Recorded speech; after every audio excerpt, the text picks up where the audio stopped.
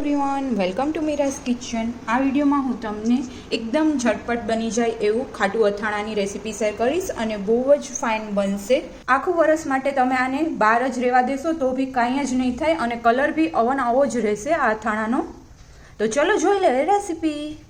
તો એના માટે અત્યારે કેસર કેરી લેવાની છે। આવી રીતના મોટી સાઇઝની કેરી લેવાની, જેમાં ગોઠલું હોય એવી રીતના, અને જેની પાસેથી આપણે લઈએ ત્યાં જ આપણે કટ કરાવી લઈશું, જેથી કરીને ઇઝીલી આપણે ઘરે બનાવી શકીએ। આને આપણે પહેલાં પ્રોપરલી વોશ કરી લઈશું અને પછી જ આપણે એને ગોઠલાને રિમૂવ કરવાનું છે। પાણીમાં રાખીને જ કરીશું, જેથી કરીને કાળી ના પડે। તો અત્યારે મેં કેરીને પ્રોપરલી વોશ કરી લીધી છે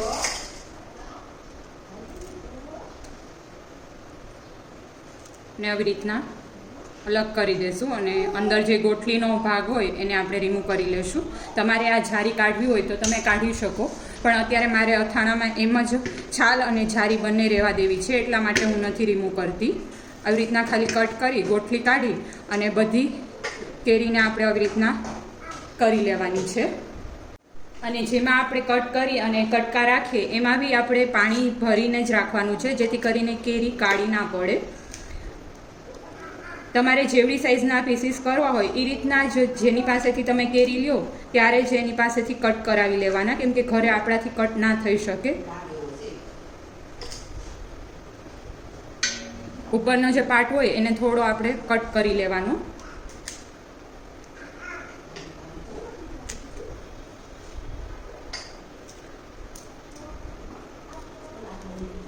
તો એ જ રીતના બધી કેરીમાંથી ગોઠલી રિમૂવ કરીને રેડી કરી લેશું।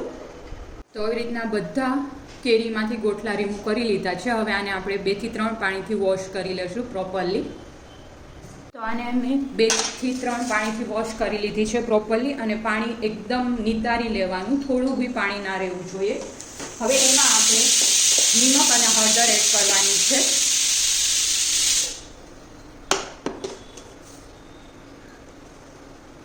નિમક એડ કરી દઈશું,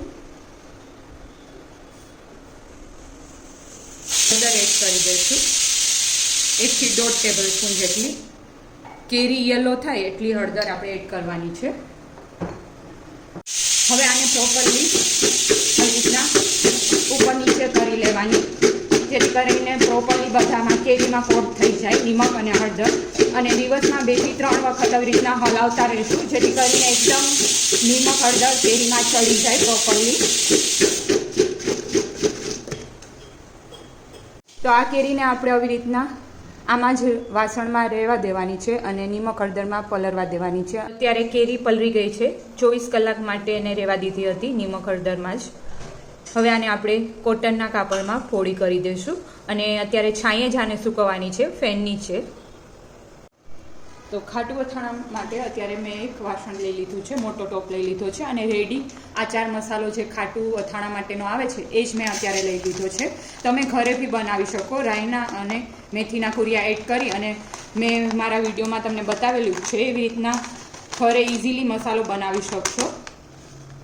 હવે બધો મસાલો મેં એડ કરી દીધો છે, અને વચ્ચે આવી રીતના જગ્યા કરી લેશું, જેથી કરીને આપણે હિંગ એડ કરી શકીએ।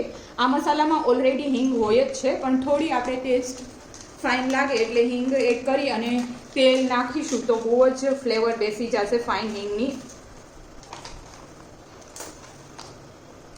ગરમ તેલ કરેલું છે એ આમાં એડ કરી દઈશું,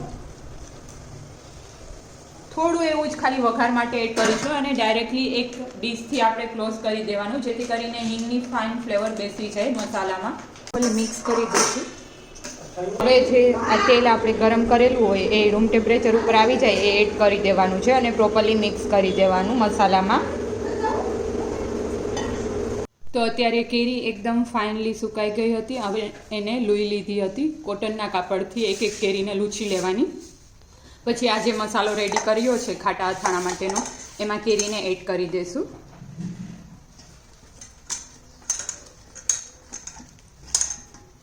જો તમને મીઠું અથાણું ના ગમતું હોય તો આવી રીતના ખાટું અથાણું ટ્રાય કરજો, બહુ જ ફાઇન બનશે, અને રોટલી પરાઠા બધા સાથે બહુ ફાઇન ટેસ્ટમાં લાગતું હોય છે આ અથાણું। તો આપે આ અથાણું ટ્રાય ના કર્યું હોય તો શ્યોર ટ્રાય કરજો, અને ઇન્સ્ટન્ટલી બની જશે. જો તમારે મસાલો ના બનાવવો હોય તો આવી રીતના મેં રેડી મસાલો લીધો હતો, એવી રીતના લઈ અને તમે જલ્દીથી બનાવી શકશો. તો મસાલો અને કેરી મિક્સઅપ થઈ જાય પછી એક દિવસ માટે આને એ જ વાસણમાં રહેવા દેશું, અને બીજા દિવસે આપણે એક બરણીમાં ભરી દેશું અને ઉપરથી ડૂબડૂબા તેલ રાખી દેવાનું છે, જે ગરમ કરેલું રૂમ ટેમ્પરેચર પર આવી જાય. તો રેડી છે ખાટું અથાણું, જે બધાને બહુ જ ગમશે. આપ બી આ રેસીપી ટ્રાય કરજો અને કમેન્ટ કરી અને જણાવજો. Thank you for watching my video.